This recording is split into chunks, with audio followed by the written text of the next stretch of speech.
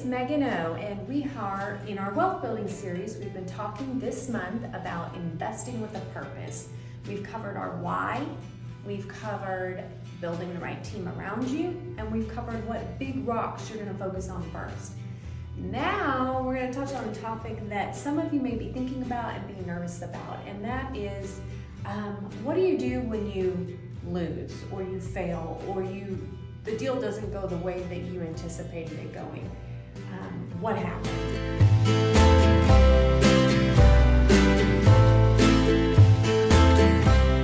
Honestly, we've had this happen with many a client, and personally when I was managing investment deals for my prior employer, it happened more than once. And I can tell you a number of stories from purchasing homes that on the front appeared great and the back half was sliding off into the creek or completely burnt out, and no way to restore it based on the price that you paid and its true value, because you didn't know what it was worth, because you didn't know the true issues with it.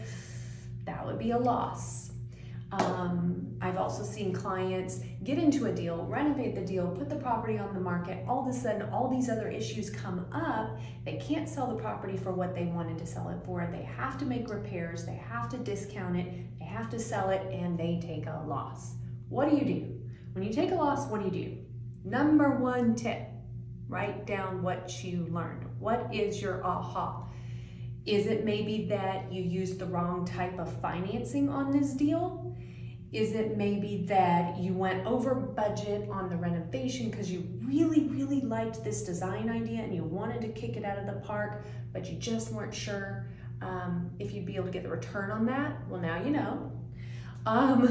Maybe it was just completely unforeseen, and the lesson there is we really need to do our due diligence better on the front end before we buy it, instead of buying a property that's falling into the creek.